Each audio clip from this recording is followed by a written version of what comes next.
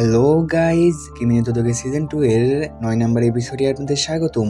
কিমিনি তোদোকে 9 নম্বর এপিসোডের শুরুতেই আমাদের দেখানো হয় চিজুরু রিউকে বলে, ভালো হয়েছে যে তুমি কাজেহা কোথায় আছে এটা জানতে।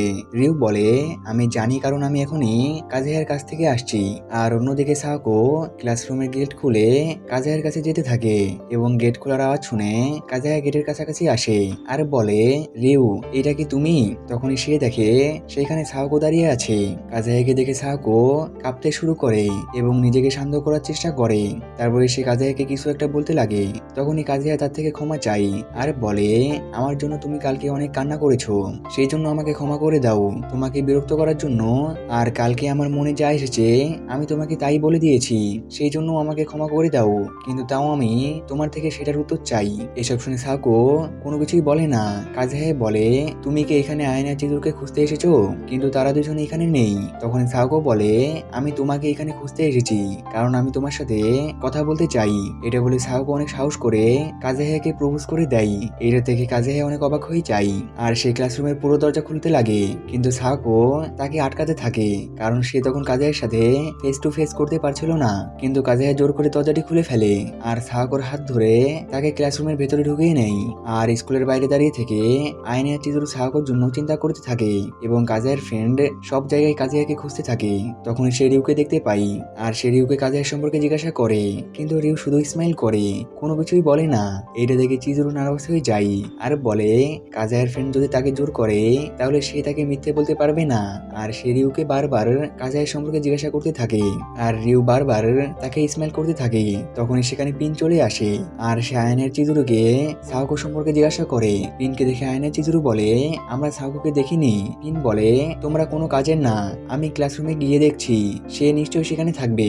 এটা শুনে আয়না চিজুরু নার্ভাস হয়ে যায় আর তারা পিনকে আটকায় এবং বলে, আমাদের মনে পড়েছে সাওকো আগেই বাসায় চলে গিয়েছে। এটা শুনে পিন তাদের উপরে চিল্লাতে লাগে আর বলে, তো তোমরা আমাকে এই কথা আগে বলোনি কেন?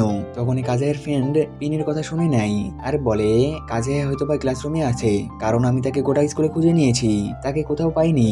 আর অন্যদিকে ক্লাসরুমে কাজে সাওকোকে জড়িয়ে ধরে থাকে আর সে সাওকোর ফেসের দিকে তাকিয়ে কিছু বলতে চাই, কিন্তু তখনই সেখানে তার ফ্রেন্ড চলে আসে। এর কারণে তারা দুজন ভয় পেয়ে যায়। কাজের ফ্রেন্ড সাওকোকে দেখে বলে, সাওকো তুমি এখানে কি করছো? তোমাকে বাইরে পিন খুঁজছে। সাওকো লজ্জা পেতে পেতে সেখান থেকে চলে যেতে থাকে।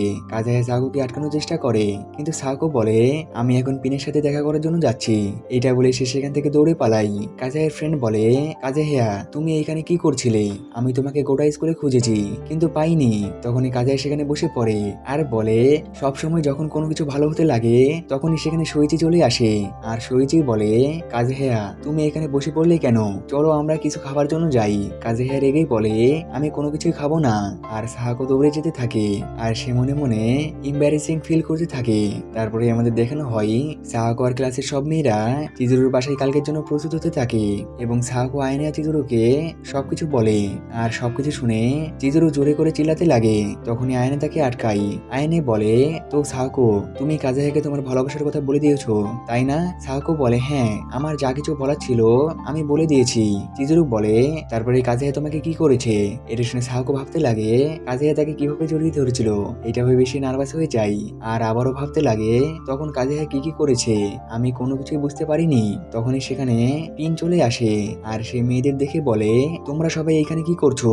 তখনই আয়না চিজুরু চিল্লাই বলে, এই প্রশ্ন তো আমাদের করা উচিত। পিন বলে, আমি অনেক ভালো টিচার, সেই জন্য আমি সাহাকোর সাথে কালকের অনুষ্ঠানের ডিটেল নিতে এসেছি। এটা শুনে সাহাকো ভাবতে লাগে আমি স্কুলে তার সাথে দেখা করার কথা ভুলে গিয়েছিলাম। তখনই চিজুরু বলে, এইটা আমার বাসা, তো তুমি এখানে এইভাবে আসতে পারো না, এইখান থেকে যাও। পিন বলে, আমার কাছে তোমার জন্য ভালো কিছু আছে, তোমরা সবাই যদি আমার প্ল্যান মোতাবেক চলো তাহলে সত্যি তোমরা এবার ফেস্টিভ্যালে ফার্স্ট প্রাইজ জিততে পারবে। তারপর পিন সাহাকোকে তার সাথে কথা বলার জন্য বাইরে নিয়ে যেতে থাকে। আয়নে বলে, পিন সত্যি অনেক বড় গাধা, যে নিজের উপরে কখনো কন্ট্রোল রাখতে পারে না। তারপরে পিন সাহাকোর থেকে কালকের কস্টিউম পিরিয়ডের ডিটেল নেয়। তারপরে সে সাহাকোকে একটি জিনিস দিয়ে বলে, কালকে তুমি এটা ব্যবহার করো, কিন্তু সেইখানে সাহাকো পিনের কোনো কথা শুনে না আর বলে, আমি আমার অনুভূতি নিয়ে কাজের সাথে দেখা করতে পারবো না। এটা শুনে পিন ভাবতে লাগে এতক্ষণ কি সে আমার কোনো কথাই শুনেনি? আর সাহাকো নিজের অনুভূতি সম্পর্কে ভেবে নার্ভাস হতে থাকে। এটা দেখে পিন তার পাশে বসে আর বলে, সাহাকো তোমার কি মনে হয় কাজেহিয়া আর অন্যদের মধ্যে কোনো অনুভূতি অনুভূতি নেই? আমাদের সবার কাছে হৃদয় আছে, যেটার মধ্যে কোনো না কোনো লুকানো অনুভূতি থাকে। এটা শুনে সাহাকো অনেক খুশি হয়। তখনই পিন তাকে সেই জিনিসটি দেয় আর বলে কালকে সবকিছু তোমার উপরে নির্ভর করে। তারপরে সে সেখান থেকে চলে যেতে যেতে বলে, সাহাকো তুমি এখন আমাকে যে কথাটি বলেছো সেই কথাটি তুমি কাজেকে বলে দিও, তাহলে সবকিছু ঠিক হয়ে যাবে। আর পিনের কথা শুনে সাহাকো অনেক খুশি হয় আর পিন দৌড়ে তার বাসার দিকে যেতে লাগে। যেতে যেতে সে থেমে যায় আর বলে, এখন আমি অনুভূতির উপরে অনেক ভালো একটা কথা বলেছি, আমার বিশ্বাস হচ্ছে না আমি এই কথাটি বলেছি। আমার এই কথাটি ছেলেদেরও বলতে হবে। এটা ভেবে সে কাজের সাথে দেখা করার জন্য জোরে দৌড়াতে লাগে। আর কাজের বাসায় সব ছেলেরা মিলে স্টল বানাতে থাকে। তখনই তাদের কাছে মেয়েদের মেসেজ আসে যে পিন চিজুরুর বাসায় এসেছিল আর সেইখানে এসে সবাইকে অনেক বিরক্ত করেছে। আর সেই মেয়েদের মেসেজ করার পরে কাজে সেখান থেকে বাইরে চলে আসে। এসে সে সাগোকে মেসেজ করতে লাগে। তখনই সেখানে পিন চলে আসে আর বলে, তো লুকানো অনুভূতিতে ভরা কাজে হেয়া, এইখানে সবকিছু কেমন চলছে? পিনকে দেখে কাজে অনেক রেগে যায় আর বলে, তুমি এখানে কি করছো?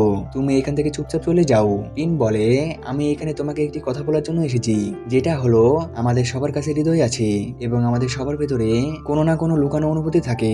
কাজে হেয়া পিনের কথা শোনার জন্য প্রস্তুত থাকে না এবং পিনকে ধাক্কা দিয়ে সেখান থেকে বাইরে পাঠিয়ে দেয়। তারপরে সাহাকোর ফোনে কাজের মেসেজ আসে, কিন্তু সাহাকোর ফোন ব্যাগে অনেক দূরে রাখা থাকে। সেই জন্য সাহাকো নিজের ফোনের উপরে ধ্যান দেয় না আর সে নিজের কাজ করতে থাকে। তারপরে আয়ানে বলে, তো সাহাকো তুমি কালকে কাজের সাথে কথা বলবে না?